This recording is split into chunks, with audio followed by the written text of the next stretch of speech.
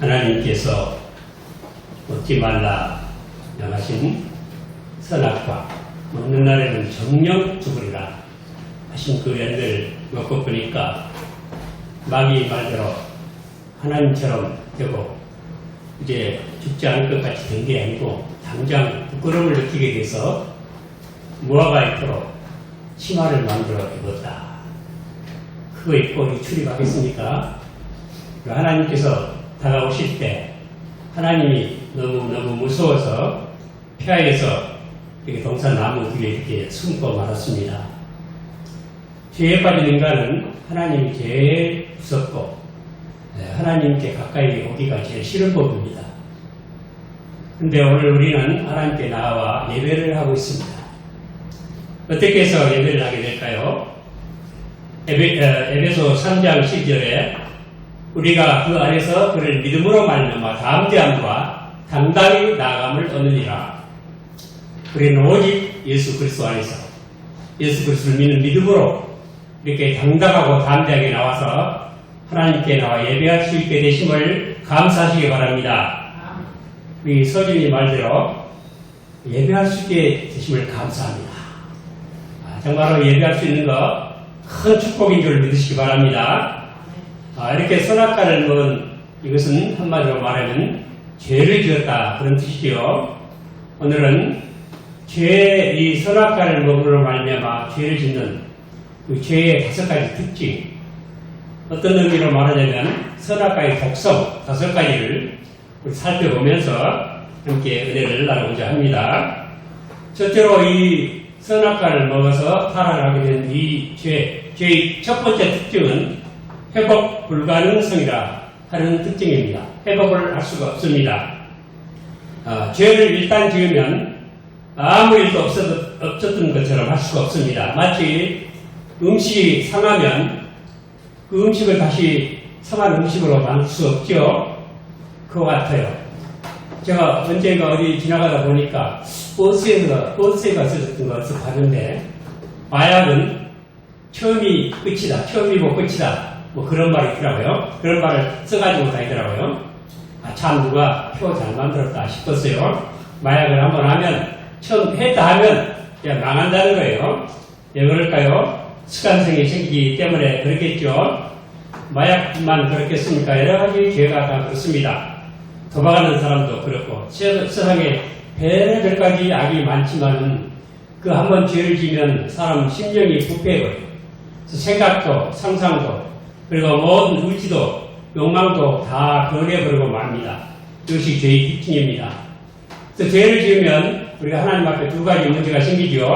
첫째는 법적인 문제가 생기고 두 번째는 윤리적인 문제가 생깁니다. 법적인 문제라고 하는 건 뭐냐면 하나님 앞에 법을 어겼으니까 이제 법적으로 사형에 해당하는 사형수가 되는 것입니다. 이것을 guilty, 죄책이라고 합니다. 그리고 윤리적으로는 마음 자체가 부패해버려요.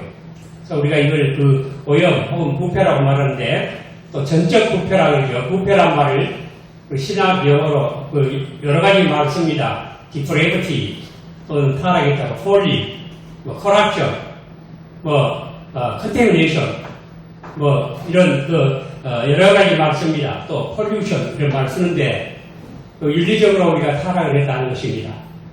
그래서 우리가 의롭다함을 받는다는 것은 법적인 문제에 해결됐다 뜻이고 거룩하게 된다, 성화를 이룬다는 것은 윤리적으로 속 사람이 세워진다는 뜻이에요. 즉 하나님의 형상을 회복한다는 뜻이 되는 것입니다. 이렇게 한 번 죄를 지으면 아주 이렇게 우리 방사성 피해를 입은 것처럼 그리고 상한 음식처럼 마약에 중독된 것처럼 다시 회복을 할 수가 없습니다. 이게 죄의 무서운 점입니다. 죄는 이렇게 무서운 회복 불가능성이라고 하는 특징을 가지고 있습니다. 두 번째로 죄는 어떤 특징을 가지고 있느냐 하면은 피하고 숨기려고 하는 특징을 가지고 있습니다. 이렇게 지금 하나님께서 아담아 부르시면서 찾아오시니까 아담이 이렇게 피해서 숨었습니다. 하나님 낯을 위해서 동산나무 사이에 숨은 죄를 알았습니다. 죄라고 하는 건 피하고 싶습니다. 누가 피하고 싶습니까? 제일 죄는 하나님을 피하고 싶습니다. 즉 하나님이 죄를 싫어지는 것입니다. 그래서 죄의 특징이 하나님이 싫어지는 것이 가고하면 뭐가 되냐면요, 무신론이 되는 거예요. 무신론. 하나님이 없다면 참 좋겠다. 죄를 지어도 누가 사람 눈에만 속이면 그만인데 하나님이 계시다면 사람 눈에 속여도 하나님이 이 판단하시기 때문에 그것이 싫은 거예요. 그래서 하나님 없는 것으로 하자. 이렇게까지 가버리는 거예요. 근데 사람은 하나님 형상으로 지음을 받았기 때문에 하나님이 없다고 할 수가 없어요. 있는데 하나님 없는 것으로 하자. 이것이 무신론이에요. 그리고 무신론은 모든 악에 대해서 문호를 활짝 열어주는 것과 같이 되는 것입니다.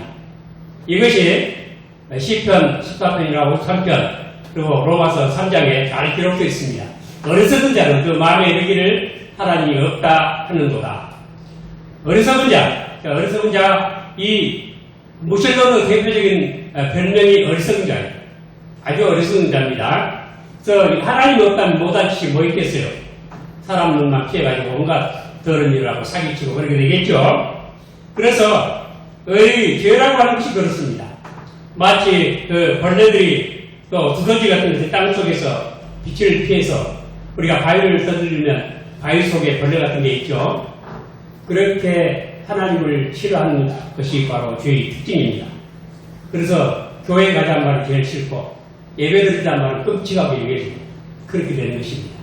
하나님 얼굴을 찾는 자에게는 다 복이 임하실 줄로 믿습니다. 그 축복 하나님이 싫어지는 특징을 가지고 있습니다. 그리고 죄를 지는 세 번째 특징은 뭐냐면 핑계를 대는 그런 특징을 가지고 있습니다. 일단 사람이 죄를 지면 이 자백을 하고 해결해야 되는데 핑계를 해요. 핑계를 한다는 것은 자기 합리화를 모색을 한다는 것입니다. 여러분 아담이 그랬겠죠? 자, 우리 12절 말씀 한번 보실까요? 12절에 아담이 가로되 하나님이 주셔서 너와 함께하게 하신 여자 그가 그 나무 실과를 내게 주므로 내가 먹었나이다. 하나님께서 내가 이거 실과 먹었느냐? 하나님이 그 여자 만들어 주셨으면 내가 안 먹었을 건데 하나님이 만들어 주셨잖아요. 그 여자 때문에 먹었어요 하고 핑계를 댑니다. 하와는 뭐라고 했을까요? 13절 하와는 여호와 하나님이 여자에게 이르시되 내가 어찌하여 이렇게 하였느냐? 여자가 가로되 뱀이 나를 깨물어 내가 먹었나이다. 뱀이 있겠다고 꼭 먹어야 할 이유가 있어요. 지난번에 그랬죠. 까마귀가 우리 머리 위로 날아가는 것을 막을 수 없어도 내 머리 위에 둥지를 틀게 하는 것을 막을 수 있잖아요. 얼마든지 뱀의 말을 거부할 수 있었는데 뱀의 말을 들었죠. 근데 요즘 가만 생각해 보면요, 우리 에큐메니칼을 가지고 에큐메니칼이 초격파주의예요. 초격파주의는 뭐냐면 하나님의 진리를 무시하는 넘어가자는 거예요. 그래서 진리를 넘어가지고 그냥 온 세계의 교회가 다 하나, 교회만 말고 다른 종교까지 다 하나가 되자. 뭐 불교고 뭐 유교고 다 하나 되자 이거예요. 그것을 어디서 했냐면 천주교에서 시작을 했어요. 왜 시작을 했냐면요, 그 16세기경입니까? 한참 히피족들라고 할 때 절대적인 권위주의를 반대하는 성향 아니에요? 그런 사람 나왔을 때 그 중에 가장 절대적인 권세를 휘두르는 것이 천주교가. 그래서 그것에 대해서 무마책으로 내세운 게 에큐메니칼이에요. 그래서 에큐메니칼이 이 초격파주의 운동인데, 초격파주의 운동에 맨 앞장서 있는 것이 방언이에요. 방언을 통해서. 근데 방언이라는 게 진짜 방언, 사도행전 2장 방언이에요. 응? 각 나라 말로 바벨탑에서 흩어버리신 그 언어를 다시 회복시켜 주시는, 각 나라 말로 알아듣기 쉽게 예수께서 우리 구주가 되신다는 것, 임금과 구주가 되신다는 것을 증거하는 그것이 그 내용이 그 방언이에요. 근데 요즘은 랄랄랄라를 뜻도 없는 소리 똑같이 계속 하는 거예요. 자기도 몰라요. 이것이 사람을 죄를 짓게 하는 그런 이 하와가 왜 넘었냐면 뱀이 말을 했기 때문에, 사람 말을 했기 때문에. 얼마나 신기했겠어요? 뱀이 갑자기 사람 말에서 하나님 이야기를 하거든요. 그래서 넘어간 거예요. 그래서 이 방언 때문에 좀 교회가 타락을 하고 있다고요. 세계적으로. 이거 우리 정신을 차리고 경계해야 됩니다. 그래서 이 죄를 지으면 핑계를 하고요. 고백을 하는 거예요. 이 핑계 반대가 자백이죠. 내 죄를 있는 대로 자백을 해요. 하나님은 죄를 통회하는 자와 함께 하신다고 하셨어요. 통회. 아프게 후회하는 거예요. 죄를 지은 걸 아파하고 그걸 자백을 하고 털어놔야 되는데 그것이 제일 어려워요. 사실 우리 믿는 사람들이요. 얼마나 자존심이 강한지 절대로 잘못했단 말 아니에요. 죄송하지만 그 중에 목사들이 제일 안 하는 것 같아요. 하여튼 목사들은 죄송한 말씀이지만 빈총이라도 맞지 말아야겠다 그런 말이 있어요. 절대로 잘못했단 말 아니에요. 이 핑계 저 핑계 다 되고 아니면 오히려 다른 사람하고 공격을 하고 그런 짓을 해요. 또 잘못했다 그러면 될 건데 잘못했으니까 내가 이렇게 모자라니까 나한테 기도해 주세요. 그럼 은혜스러울 건데 그 말은 못해요. 그럼 제가 여러 번 봤습니다. 그래서 하여튼 이 자백을 안 하는 게 특징이에요. 근데 죄가 그렇게 만듭니다. 이것도 선악과의 하나의 독성이에요. 근데 우리가 죄를 지으면은 잘못했다고 이렇게 회개하면 되는데 죄 없다 하고 자기를 이렇게 보호를 해요. 요한일서 1장 8절로 10절까지 보면 이런 말씀이 있어요. 만일 우리가 죄 없다 하면 스스로 속이고 또 진리가 우리 속에 있지 아니할 것이요. 만일 우리가 우리 죄를 자백하면 저는 믿으시고 의로우사 우리 죄를 사하시며 모든 불의에서 우리를 깨끗게 하실 것이요. 만일 우리가 범죄하지 아니하였다 하면 하나님을 거짓말하는 자로 만드는 것이니 그의 또한 그의 말씀이 우리 속에 있지 아니하리라 말씀하셨습니다. 우리가 제가 믿어야 할 것 딱 두 가지로 했죠. 첫째는 모든 사람 죄인이라는 걸 믿어야 돼요. 나는 죄인이라는 것이 우리 신앙의 한 조항이에요. 나 죄지은 일 없는데 그렇게 말할 수 있는 사람도 있을 거예요. 태어나서 죄지은 일 없다. 그렇게 착하게 산 사람도 있을 거죠. 그런데도 우리는 나는 죄인이라고 믿어야 돼. 왜? 이유는 딱 한 가지.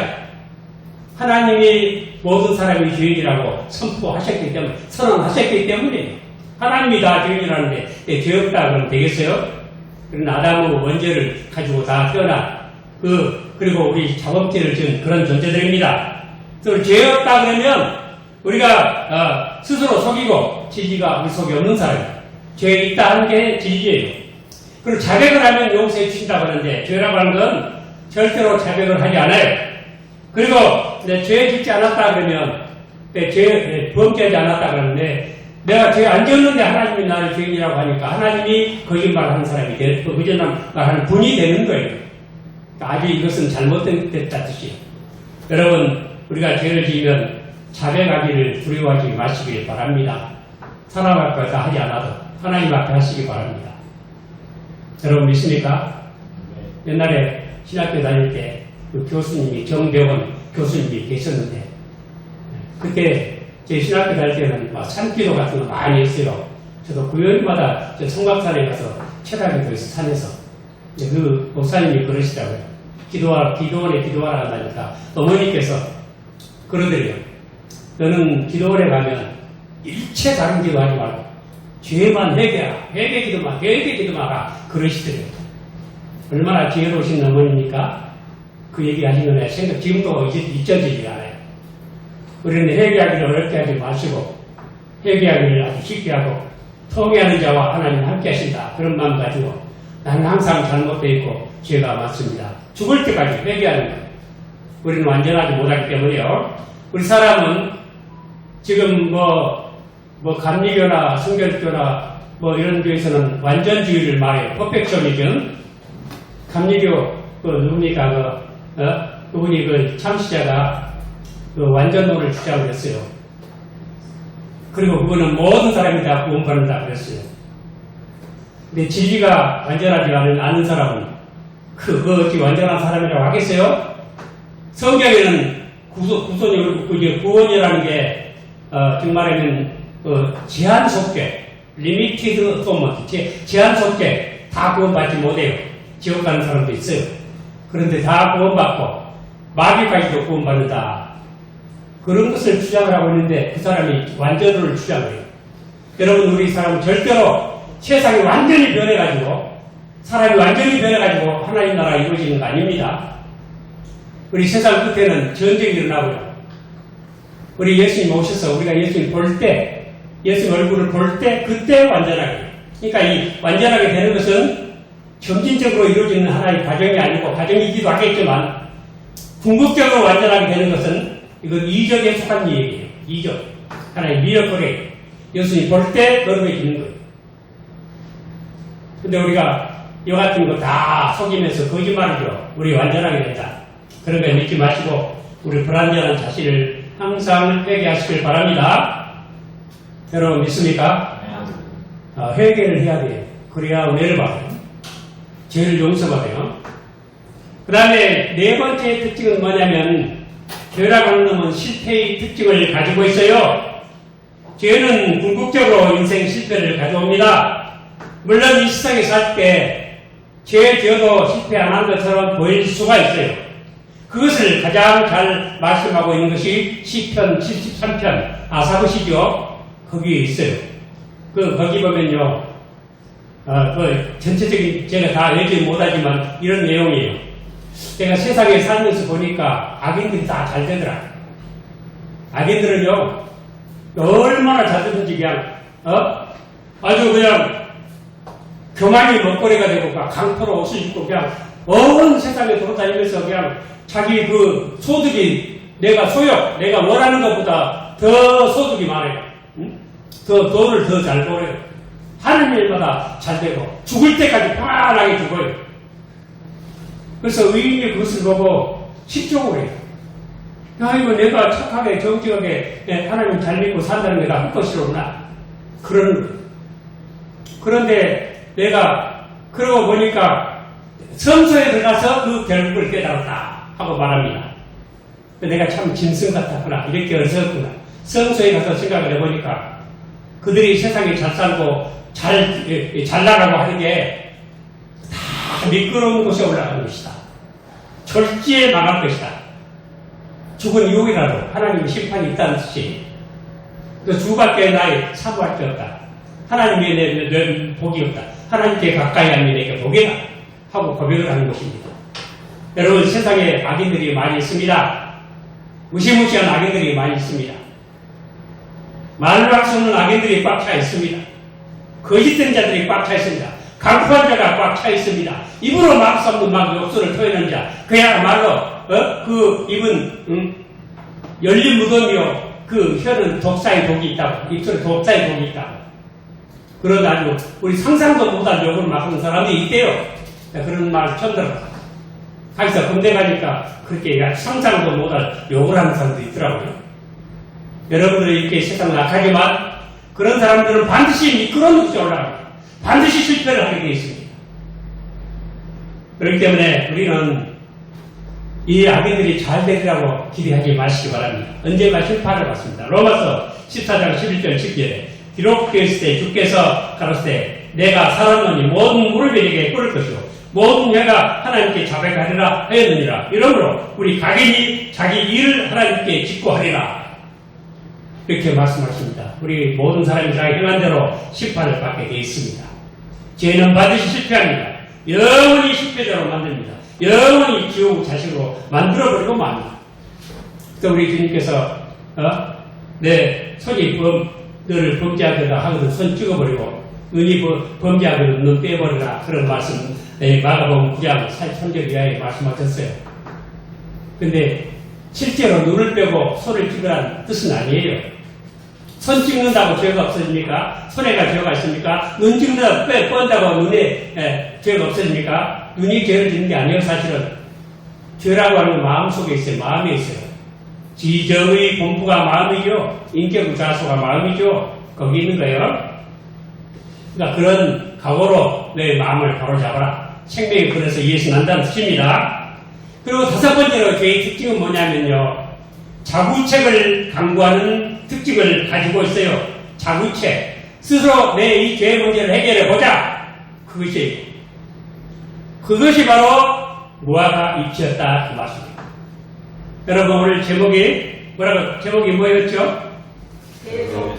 세속 종교들과 무화과 잎이죠.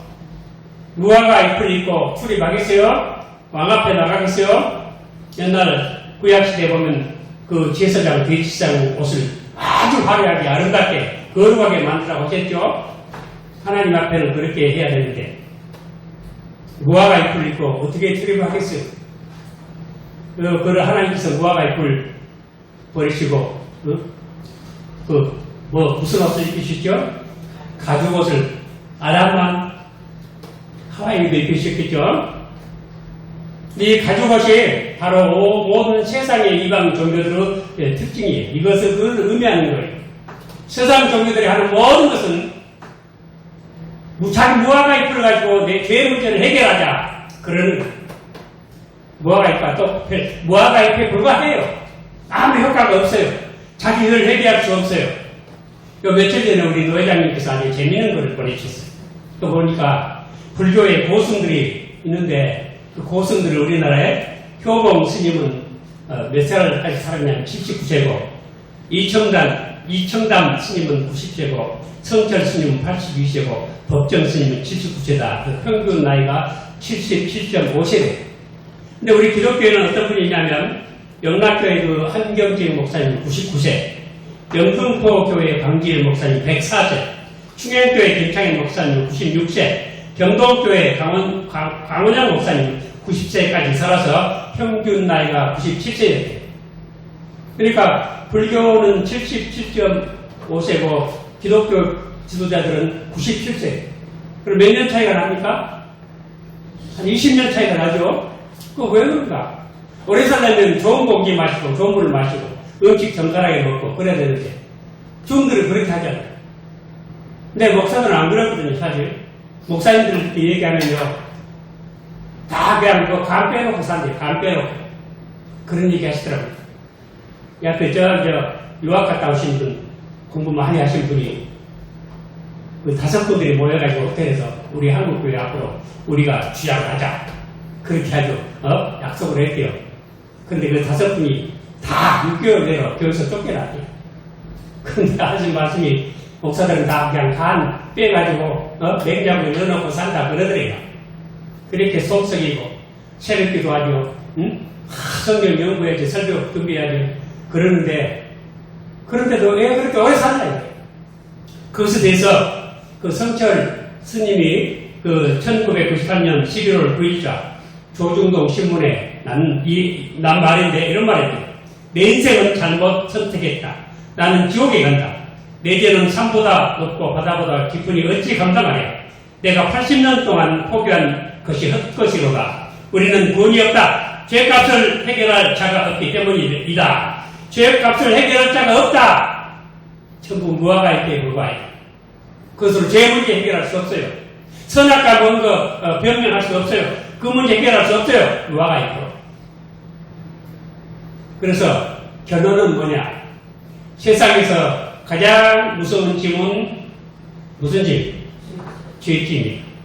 그리고 이 죄짐을 누가 져주실까요? 수고하고 무거운 짐진 자들아. 누구에게로 오라? 내게로 오라. 내가 누구예요? 예수 그리스도시에요. 그분이 바로 가죽옷을 제공하신 분이에요. 양의 깊은 의미가 이제 나오겠지만은.